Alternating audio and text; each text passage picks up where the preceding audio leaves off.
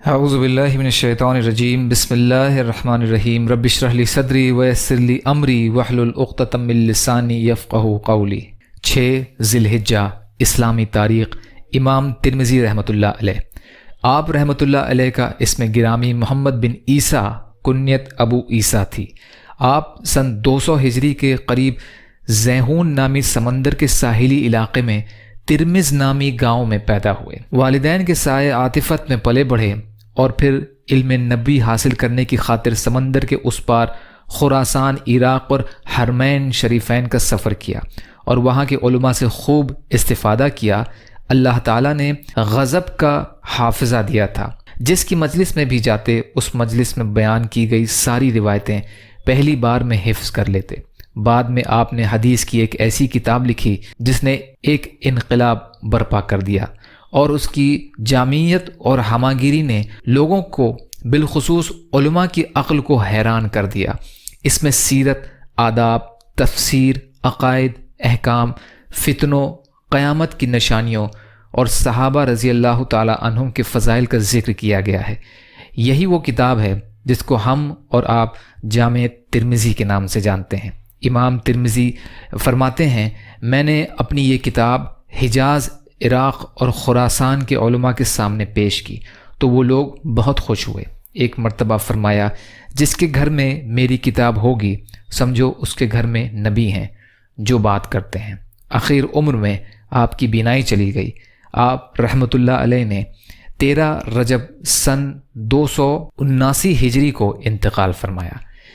حضور صلی اللہ علیہ وسلم کا معجزہ بکریوں کا اپنے اپنے مالک کے پاس چلے جانا۔ خیبر میں آپ صلی اللہ علیہ وسلم کسی قلعے سے لڑ رہے تھے، اتنے میں ایک بکریاں چرانے والا آیا اور اسلام قبول کر لیا اور کہنے لگا، یا رسول اللہ صلی اللہ علیہ وسلم، ان بکریوں کا میں کیا کروں؟ تو آپ صلی اللہ علیہ وسلم نے فرمایا، تو ان کے منہ پر کنکریاں مار دے، اللہ تیری امانت ادا کر دے گا اور ان سب بکریوں کو اپنے اپنے گھر پہنچا دے گا۔ چنانچہ اس شخص نے ایسا ہی کیا تو وہ سب بکریاں اپنے اپنے گھر پہنچ گئیں۔ بیہقی فی دلائل النبوہ کی روایت ہے۔ ایک فرض کے بارے میں، حج کی فرضیت۔ رسول اللہ صلی اللہ علیہ وسلم نے فرمایا، اے لوگوں، تم پر حج فرض کر دیا گیا ہے، لہٰذا اس کو ادا کرو۔ مسلم کی روایت ہے، ابو ہریرہ رضی اللہ عنہ راوی ہیں۔ ایک سنت کے بارے میں، اعمال کی قبولیت کی دعا۔ اعمال قبول ہونے کے لیے اس دعا کا اہتمام کرنا چاہیے، ربنا تقبل منا انک انت السمیع العلیم۔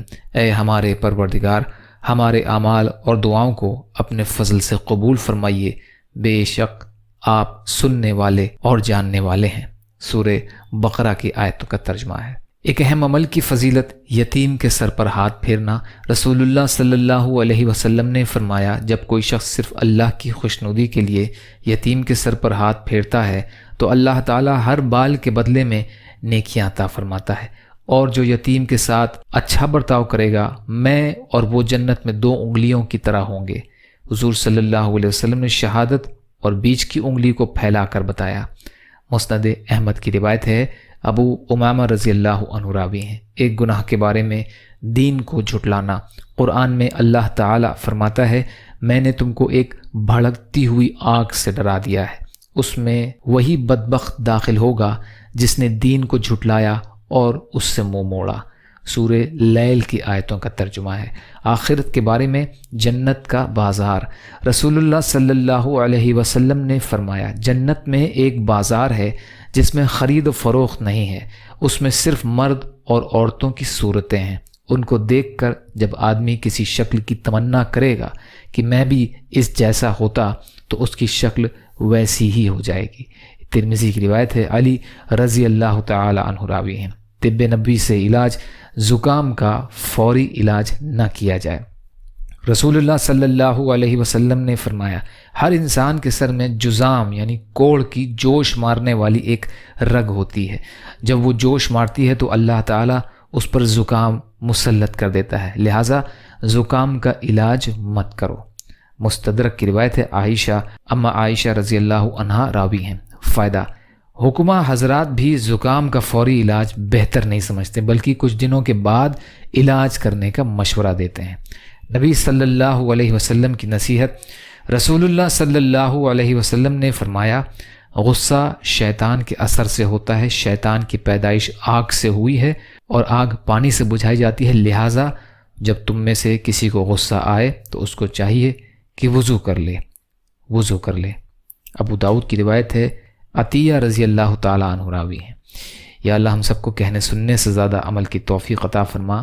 یا اللہ جو مظلوم ہیں، پریشان حال ہیں، بیمار ہیں، قرض میں ہیں، بے روزگار ہیں، محتاج ہیں، ان کی مدد فرما۔ یا اللہ دنیا اور آخرت کی تمام خیر عطا فرما، صبر کرنے والا، شکر کرنے والا، اچھی طرح عبادت کرنے والا بنا۔ یا اللہ اپنے حلال میں سے دیجیے، اپنے حرام سے بچائیے، اپنے غیر سے بے نیاز کر دیجیے۔ آپ جو بھی فیصلہ ہمارے لیے فرمائیے اس کا انجام بہتر فرمائیے برحمتک یا ارحم الراحمین۔ لا الہ الا اللہ محمد رسول اللہ۔ السلام علیکم۔